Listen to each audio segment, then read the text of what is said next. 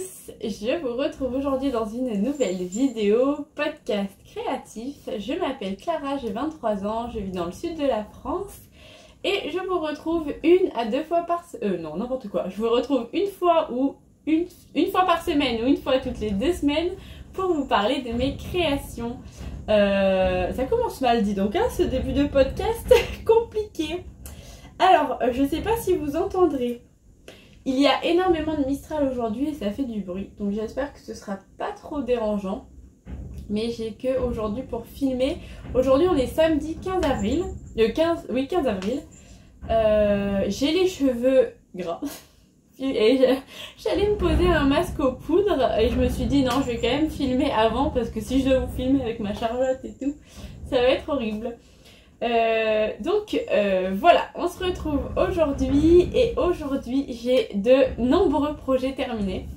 J'ai un projet terminé couture qui est un fail, mais vous pouvez quand même le voir sur moi. Un projet terminé tricot et 2 projets terminés en crochet. Et j'ai commencé un nouveau point de croix.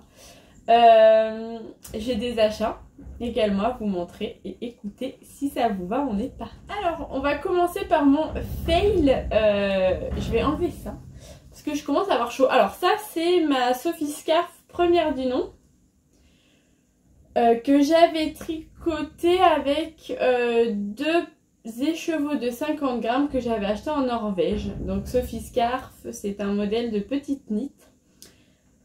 Et voilà, je me dis que je vais essayer de vous mettre les liens parce que d'habitude je vous inscris le nom des patrons quand j'en parle, mais je me dis que peut-être mettre le lien sans l'inscrire, ou peut-être les deux, je ne sais pas, c'est peut-être plus pratique. Mais donc ça c'est ma Sophie Scarf et c'est une pelote que j'avais achetée à Bergen l'été dernier en Norvège.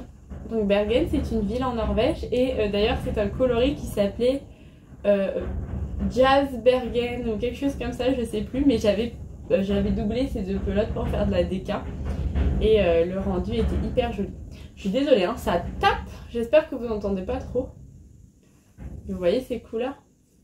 Et donc c'est ma Sophie Scarf la plus épaisse et là comme j'étais chez mes parents et qu'il y a beaucoup de vent, d'habitude je mets plus souvent la plus fine, mais là celle-là était vraiment très très bien pour le coup.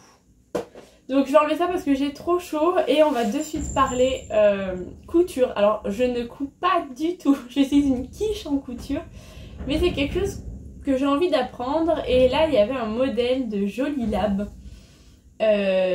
qui s'appelle le gilet Anouk sur lequel j'ai craqué. Et donc j'avais commandé sur Ascol de quoi le faire. Alors la doublure on l'avait dans notre stock avec maman. Et moi j'avais pris alors 1 mètre de ce tissu un peu molletonné bordeaux. Oui, on peut dire qu'il est bordeaux, couleur... c'est un prune très foncé. Je crois qu'il m'avait coûté 8,99 € le mètre. Donc vraiment, je savais que je risquais de me louper. Donc j'avais pas pris de risque. Et après avec... alors c'est maman qui était partie. Elle a acheté du biais puisqu'elle travaille à Mondial Tissu en ce moment. Du biais pailleté. Et donc moi j'avais commandé le patron et je l'ai réalisé. Voilà ce que ça donne. Alors j'ai pas fait de photo ni rien parce qu'il est vraiment pas terrible. J'ai fait les épaulettes simples. C'est un modèle sur lequel vous pouvez faire épaulettes simples ou épaulettes avec des petites pliures. J'ai perdu le nom. À la base je voulais faire ça avec des fronces, voilà. À la base je voulais faire le modèle avec des fronces, mais bon, quand j'ai vu que j'arrivais même pas à faire le modèle sans rien, je me suis dit oula. Donc voilà, c'est un modèle que j'ai réalisé. Alors j'ai fait plusieurs erreurs. J'ai fait les poches comme ceci, il y a 2 types de poches. Et le problème de ce gilet, principalement, c'est les finitions qui sont affreuses. En réalité, il est un peu importable, mais comme je m'en fiche, ça va être je pense mon gilet pour la maison. Ou pour les vacances, vous savez, les moments où on est en détente. J'irai pas travailler avec parce que les finitions sont pas jolies. Mais j'espère réussir à m'en faire un autre pour aller au travail avec cette fois. Donc je vous disais, le modèle que j'ai fait, c'est le modèle avec des petites épaulettes simples et avec la manche comme ceci. La poche comme ceci. Alors la poche, j'en suis très fière. On a bien réussi. Par contre, là, vous allez voir, toutes les finitions sont abominables. Oh là là. C'est horrible. La chance que j'ai, c'est que ça, ah. Ce tissu, c'est un tissu, mais il était de pas bonne qualité, mais je le savais au vu du prix, hein, fallait pas rêver. C'est un tissu qui s'étendait, qui collait, un truc un peu bizarre. Donc, puis c'était, il perd énormément, enfin, il peluche énormément. J'ai galéré à le coudre, c'était l'enfer, mais le modèle me plaît beaucoup. Le modèle me plaît beaucoup. Après, avec ce tissu, ce qui est bien, c'est que ça se tient chaud. Enfin, ça tient quand même bien chaud. Ça masque les erreurs, et heureusement, parce que des fois, j'ai cousu plusieurs fois dessus. Mais ouais, les finitions sont pas... Enfin, ah non, mais la honte. Non, mais regardez ça, quoi. Et pourtant, vraiment, hein, je me suis appliquée. Mais c'est affreux. Je me suis appliquée. Puis en fait, on est novice. J'ai cousu avec maman et on est novice.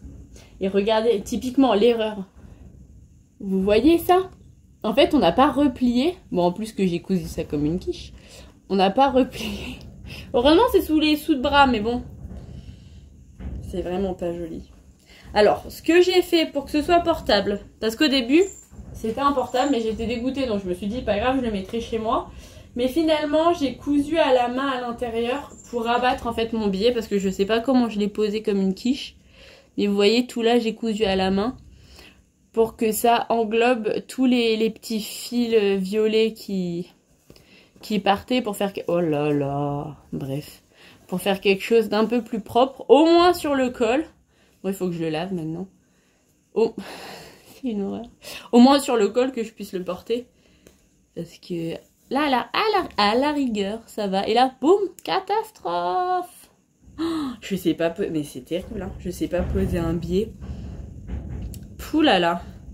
Après, pour ma défense, j'ai utilisé la vieille machine de maman, qui est pas terrible et le fil faisait que sauter. Quand j'ai utilisé la mienne, j'ai un petit peu mieux réussi. Donc bon, c'est un gilet qui a des finitions affreuses, mais que j'aime bien. Je le referai, mais pas avec ce tissu qui bougeait tout. Enfin, c'était une angoisse. Pas avec ce tissu qui bougeait tout le temps, pas avec ce tissu à l'intérieur. En fait, il est trop beau, mais il est trop clair, donc on voit le foncé par transparence. Ça m'empêchera pas de le mettre. Parce que je vais le mettre. D'ailleurs, je l'ai fini, je l'ai mis de suite parce que c'est agréable d'avoir... comme un pull sans manche, en fait, c'est agréable d'avoir cette partie vraiment bien réchauffée. Donc écoutez, quand je bouge pas trop, hop, les dessous de bras, là, ils sont sous les bras, donc ils sont cachés. Ici, c'est là que c'est pas joli. Et ben écoutez, et là j'ai tout re-rentré, tous mes fils et mes peluches qui sortaient. J'ai tout recousu à la main, si ça tient comme ça, c'est nickel. Et là, c'est pas terrible, mais je pense mettre 2 boutons de pression. Vous savez qu'on coud à la main, pour que mon gilet tienne comme ça. Je vais vous éloigner. Voilà. Pour que mon gilet tienne comme ça. Parce que aussi il a un petit décalage, il est pas... voilà. Donc pour masquer ce petit décalage, je pense 2 boutons de pression qu'on coud à la main. Et tac. Et en vrai, vu que toutes mes finitions sont cachées, puisque le gilet remonte un peu. Sauf ici. Oh non, c'est trop moche. Bon, ici je le rentrerai peut-être dedans. Ah bah voilà, si je le plie. Si je le plie, ça va. Et je me dis... 2 petits boutons de pression, on cache la misère. Si on voit rien à l'intérieur, il se met en vrai. Enfin, je le mettrai. Je le mettrai à l'intérieur, je le mettrai à l'extérieur. Mais c'est vrai que je n'irai pas travailler avec. Et si je vais pas travailler avec, ça veut dire qu'il n'est pas parfait. Attendez, je vous cache tous mes papiers. Donc voilà pour... Je vous remets, hop là. Voilà pour ce premier projet un peu fail. Mais bon, je vais quand même... je pense que je vais quand même beaucoup l'utiliser. À l'intérieur, c'est sûr que je vais énormément l'utiliser. Je le sens déjà parce que à l'intérieur, moi je mets souvent un petit gilet. Parce que j'ai froid. Et là, je me dis que c'est vraiment parfait. Aujourd'hui, du coup, j'ai mis ça quand je l'ai terminé avec ça. Puis j'avais un peu froid et franchement, nickel.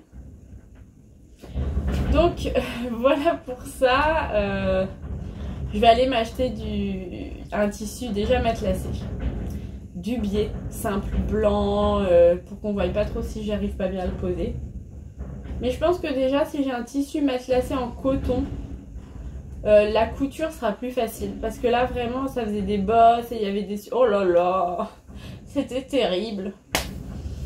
Mais bon, écoutez, il faut bien commencer par quelque chose. Ce patron, je le trouve génial. Il y a une vidéo qui est associée, elle est disponible sur YouTube d'ailleurs, sur le gilet Anouk. Donc vraiment, le tutoriel est top. Je sais que maman va s'en faire un peu plus grand. Moi, je vais m'en refaire un. Et si j'y arrive bien, je m'en referai même peut-être. J'achèterai le kit de tissu sur le site Jolilab et je me le ferai avec le kit. Donc, tout ça pour vous dire que j'aime beaucoup le modèle. Mais ouais, les finitions, ça va pas quoi. Je le mettrai quand même.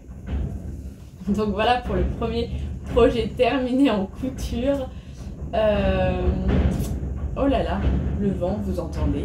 Oui, vous entendez, c'est sûr. Je vais peut-être vous parler du... Je vais vous parler du projet terminé en tricot et du projet que je vais lancer.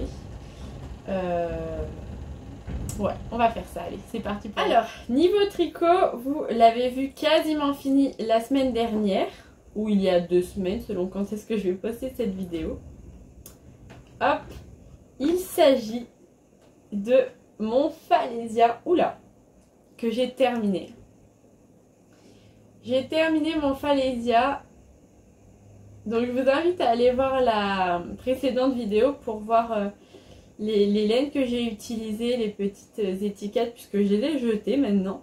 Mais c'est de la laine de Le Chat qui tricote, sa base doucette, en coloris café crème, avec les petites bordures dans un coloris de la bien-aimée.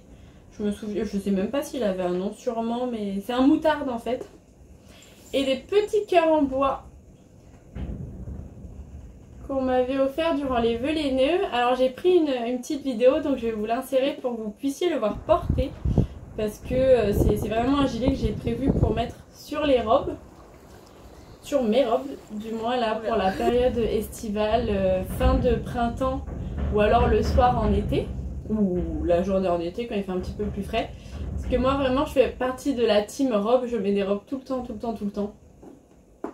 Quand il fait beau, donc voilà. Et souvent des robes avec des petites manches. Et c'est là où en fait où j'ai froid.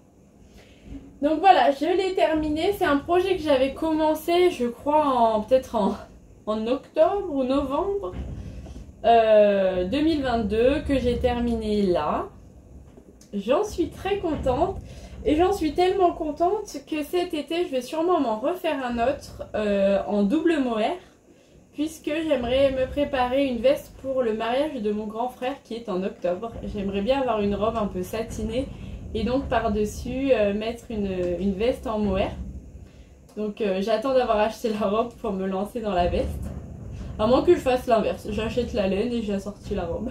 Parce que j'aimerais une robe quand même, une robe longue mais assez simple, donc je pense que j'aurai pas trop de mal à trouver.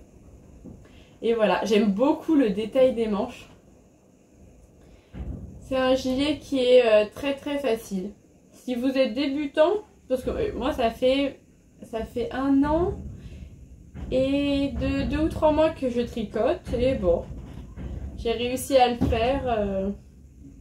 Et j'en suis ravie. Parce que vraiment c'est un joli projet. Hein. Atelier Émilie, j'aime bien les modèles d'Atelier Émilie. Quand même. En plus c'est un modèle qui est en français. Que vous retrouvez sur Ravelry. Je l'ai bloqué et tout s'est bien lissé. Et donc j'en suis ravie. Donc voilà pour mon premier modèle, enfin mon modèle tricot terminé. Et du coup, je vais me lancer dans un nouveau projet. Alors j'ai tout rangé toujours dans cette boîte. C'est une boîte Nocibé que j'avais eue il y a peut-être 2 ans à Noël. Et c'est une boîte en fait dans laquelle je range toujours le projet tricot que je fais sur le moment qui ne bougent pas, donc qui ne bougent pas de chez moi. Là, comme c'est une paire de chaussettes, j'ai quand même associé ma trousse avec mes petits nécessaires pour faire des chaussettes. Comme ça, si j'ai besoin de bouger, je la prends et je la prends avec moi et voilà. Et donc, je vais enfin me lancer dans les chaussettes Parchemin de Ludivine Rose. J'espère que vous verrez les petits détails. C'est une chaussette qui a de la dentelle au-dessus. Et je compte donc utiliser cette pelote-là, Maregia, que je vous ai déjà montré. Vous savez, cette pelote rose avec des petits sous-tons de jaune. Et tout comme pour mon Falesia, reprendre mon mini de la bien-aimée, moutarde, et faire une petite bordure en moutarde. Je ne l'ai pas commencé encore, mais c'est le projet à venir tout bientôt. Pour rester dans le thème du tricot, je vais vous montrer les petits achats que j'ai reçus, que j'avais passés il y a quelques mois maintenant. Alors, pour un, il y a quelques mois, et pour l'autre, c'est le coloris de mars. Donc, j'ai dû le passer début mars. J'ai commandé le kit. Alors, c'est pas un kit, c'est l'abonnement trimestriel en mini des écheveaux de la tricoteuse de chaussettes de chez Tricot & Stitch. Donc vous avez ici Cocooning, celui-ci, 1983, celui-là, et Ostar, alors je sais pas comment on dit, d'ailleurs il vient de tomber, Ostar, je crois que c'est ça. Ostara, pardon. Ostara, qui est juste là et que j'ai commandé en gros également. Parce que c'est vraiment un couleur sur lequel j'avais craqué. Alors en regardant les mini, au final c'est la couleur qui me plaît le moins. En les ayant en main comme ça. Je me dis que 1983 en gros aurait vraiment été génial. Mais ça à la base, alors celui-ci je l'avais pris parce que je le voyais avec plus de speckle rose. Moi j'en ai un qui n'a pas de speckle rose, contrairement à mon mini. Bon écoutez, c'est pas grave. Ça, ce qui est sûr, c'est que ça va dans mon calendrier de l'Avent, donc le calendrier de l'Avent que je me fais pour moi-même tout au long de l'année. Et je compte d'ailleurs ce mois-ci ou le mois prochain commander le kit trimestriel de mini des 3 mois de avril, mai, juin. Puisque voilà, comme ça je les glisse dans mon calendrier de l'Avent et je trouve ça chouette. C'est quand même des mini de 20 grammes. Donc en fait, au fur et à mesure des mois qui passent, je me fais mon calendrier de l'Avent avec des mini. Et je trouve le principe super chouette et c'est quand même plus accessible que de commander les 3 gros écheveaux. J'avais vraiment donc craqué sur cette couleur que je pensais être un petit peu plus rose. Alors j'espère qu'il y aura des speckles roses à l'intérieur. Sinon c'est pas bien grave. Donc celui-là, je me dis que ça ferait un très très beau châle saison avec les 50 grammes qui me restent de mohair. Ou bien peut-être en mélangeant une autre couleur, je sais pas. Je pense que ça ferait un très très beau châle saison, mais alors que je ferais plutôt vers septembre. Donc j'hésite à soit le mettre dans mon calendrier de l'Avent, soit le garder pour un futur châle saison.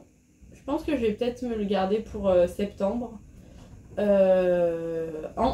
je l'ai commandé, je m'étais dit que peut-être celui-ci irait dans le calendrier de l'Avent que je fais pour ma maman.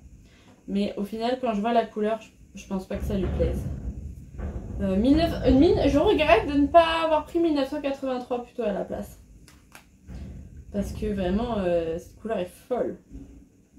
Mais c'est pas grave, je ferai un châle saison, peut-être autre chose. Mais je pense qu'un châle saison, il irait très très bien parce que j'en ai fait 2 pour maman. Je m'en suis pas encore fait pour moi. Mais ouais, je pense qu'il irait très très bien. Donc voilà pour ces 2 jolis achats. Je me demande déjà ce que je vais faire avec tous mes petits mini et tout. On verra bien, on verra bien. Noël, ce n'est pas encore. Donc voilà pour la partie tricot. On va maintenant parler crochet. Donc, on va parler crochet et on va parler amigurumi. Puisque j'ai terminé ce kit qui est un kit que j'avais acheté à Cultura. Donc le kit Tori, je crois que c'est, oui, c'est le kit Tori, la chauve-souris. Donc c'est Graines Créatives qui fait ça. Alors il me semble que c'est... ouais, Graines Créatives fait ça. Et donc voilà, le modèle que j'avais choisi, c'était un petit modèle chauve-souris. Et j'avais acheté ça un soir où en fait j'ai dû aller au restaurant de mon compagnon et je devais attendre de peut-être 18 h à 22 h, 22 h 30. Et j'avais rien sur moi. Et ça c'est pas possible que je ne fasse rien pendant tout ce temps. Dans la même collection, vous avez hop, ces 4 animaux là.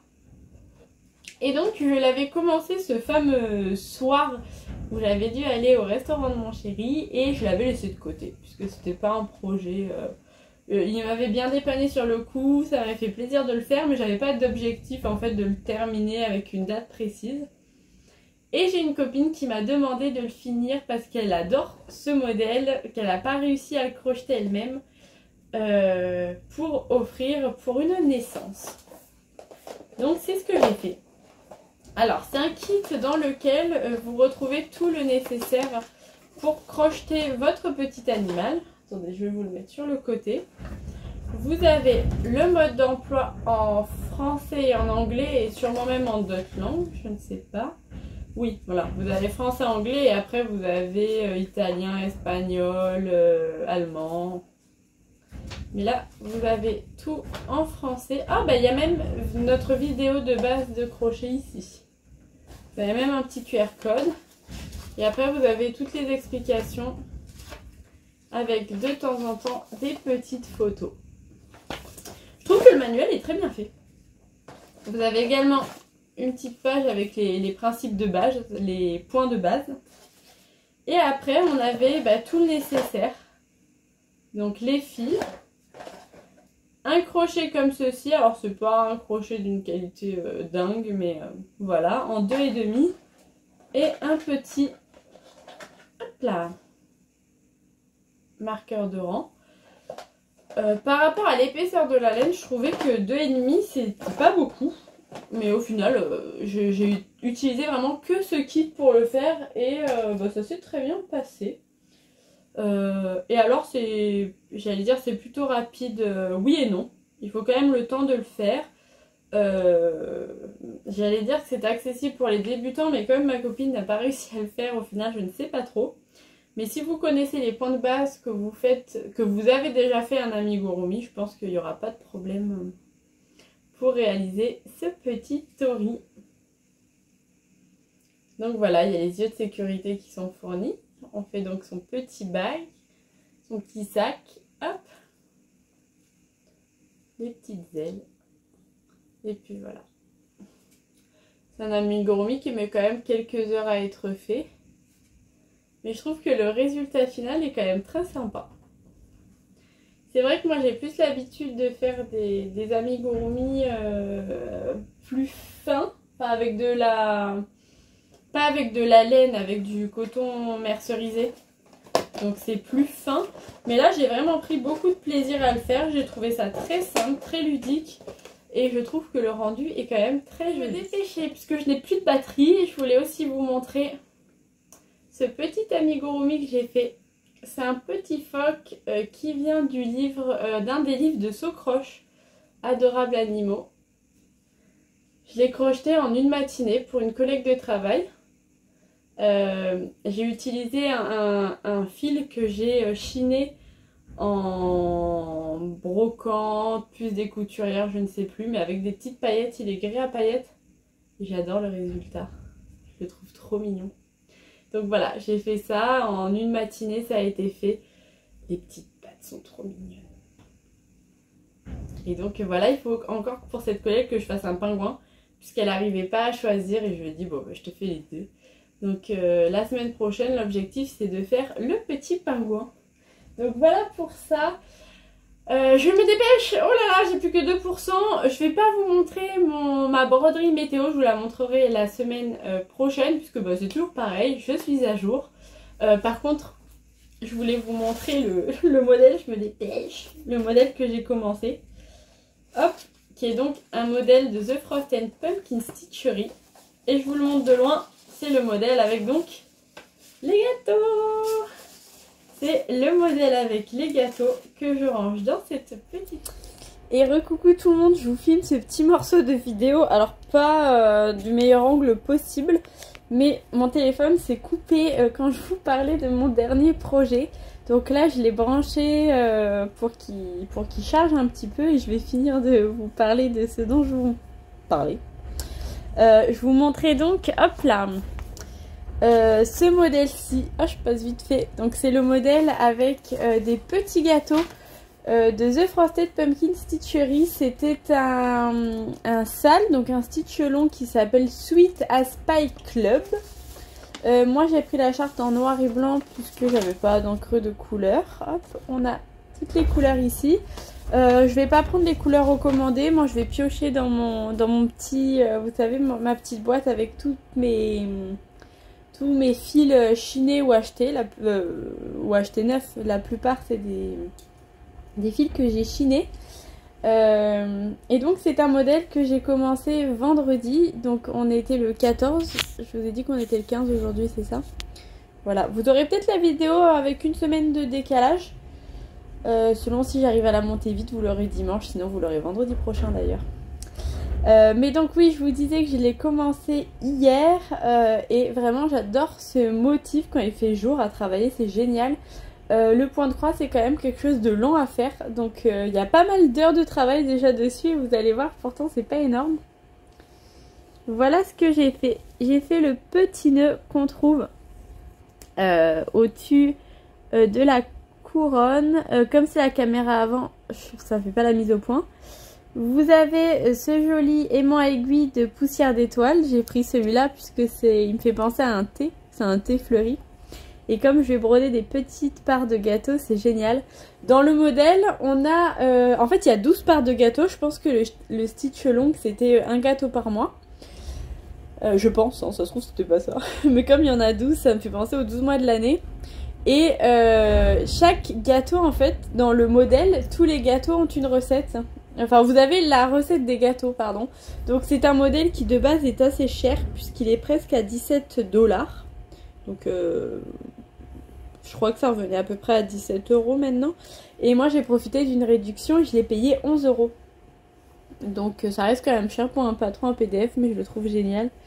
Et donc, voilà le petit nœud terminé. Et puis, je vais commencer à faire le gâteau tout autour. Le cadre, donc voilà, c'est un modèle que j'aimerais bien mettre dans ma cuisine, dans ma future maison, si jamais on arrive à l'acheter avec mon compagnon. C'est pas pour ici, puisque de toute façon notre cuisine est minuscule. Mais je me dis que ça, le jour où on aura une habitation plus grande et une vraie cuisine, ce sera cool. Voilà. Bon, écoutez, je vous embrasse, je vous souhaite un bon week-end. J'espère que cette petite interruption ne vous dérangera pas. Et on se dit à bientôt. Est-ce que j'ai une petite question à vous poser cette fois? Dites-moi le modèle que vous êtes en train de broder si vous brodez. Et quel modèle vous tricotez si vous tricotez d'ailleurs aussi. Bon allez, ciao ciao.